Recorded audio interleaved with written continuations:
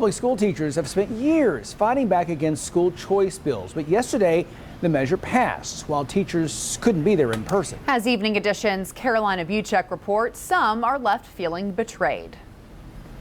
Put kids first! Put kids first! School choice parents got what they wanted in Frankfort. School choice now! School choice now! House Bill 563, the school choice bill, narrowly passed through the General Assembly. It allows for education opportunity accounts. In simpler terms, it's a tax credit scholarship fund that will be used to allow kids to go to schools other than their local public school. And in several counties like Fayette and essentially all of the other ones with big populations, the money can be used to pay for private school tuition.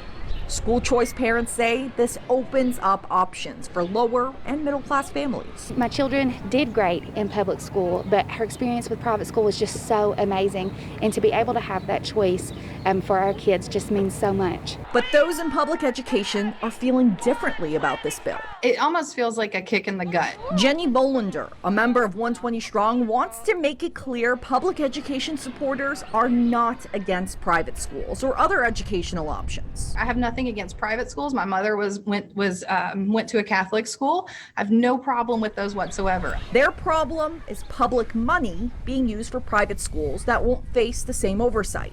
We have to adhere to a lot of standards because we are entrusted with the public's money to educate the public.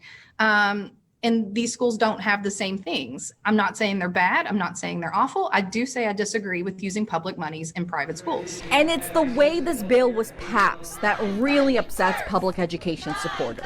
Normally, they've rallied and fought back in person against bills like this. But because of COVID protocols, they weren't allowed in the Capitol this year. And the bill, which started off as a measure to open borders for public schools, ended up being changed a lot. So public school teachers feel betrayed. But they're also motivated to fight back harder. God willing and the creek don't rise, we will be back. We're not done advocating, and we've done everything we have been able to do short of sending passenger pigeons and flares up in the air to get attention this year, but we're definitely going to be back, and we're not done fighting for a public education. In Frankfort, Carolina Buchek, Evening Edition.